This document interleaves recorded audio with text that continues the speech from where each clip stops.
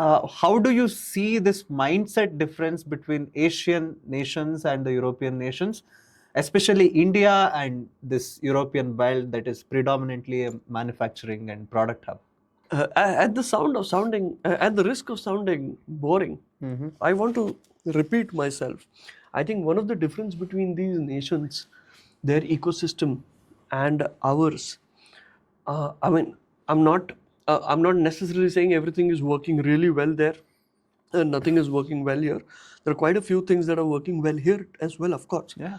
But having said that, what prime difference that I feel in these countries that I travel to in Europe, and what I read about otherwise, and then India specifically or subcontinental countries, is uh, we are we are catering to a opportunity in the market, right? Somebody has built something there. They need service from labor which is cheaper than their labor. We saw that opportunity. We speak good English. We understand technology. We position ourselves fine. But if you talk about India and if we think that this is going to last, yes, this has lasted for 2-3 decades, and of course for some years it's going to last. But we don't know. Philippines, East Europe, Romania in specific, these are countries which are closing in very fast on India. Right? A lot of business is being shifted because speaking English was the only criteria that these countries did not have earlier. Right. And they're working very hard on increasing their English infrastructure since last 2 decades now, which means sooner than later they're going to have a huge workforce that speaks brilliant English, just as us. So what I feel is the countries that you mentioned, Switzerland, Germany, Italy, France, all of these countries have developed a UVP that they're known for. They've preserved it. Their governments have worked towards helping them, keep it sustainable. Yes. Like for example, Switzerland is known for its watches, for the way it values times. There are so many countries that make watches. There is so much technology innovation that has come into watches, right? And Swiss out there, they're still making traditional watches, analog watches or chronometers. But they are making one of the finest. People are queuing outside their centers to buy those Swiss watches, right?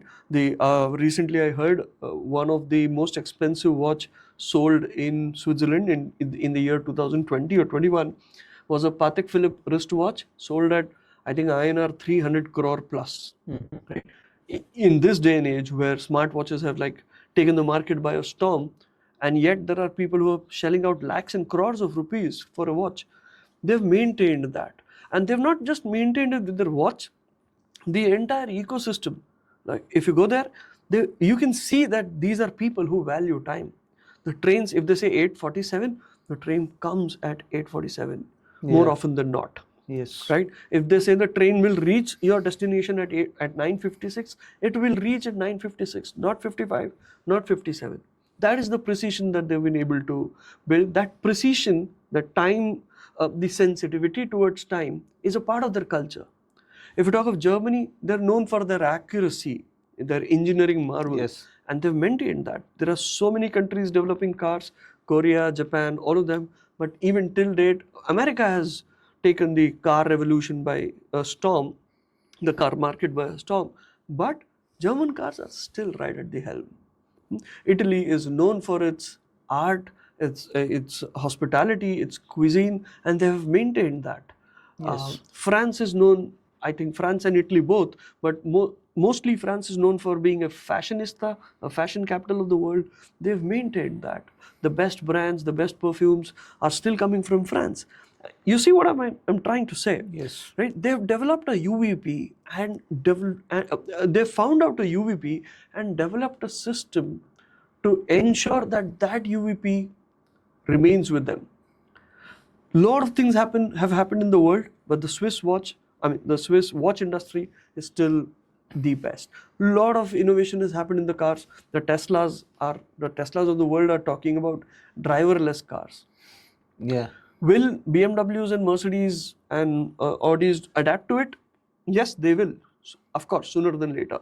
But the German car is still right at the top. They've Right. maintained that.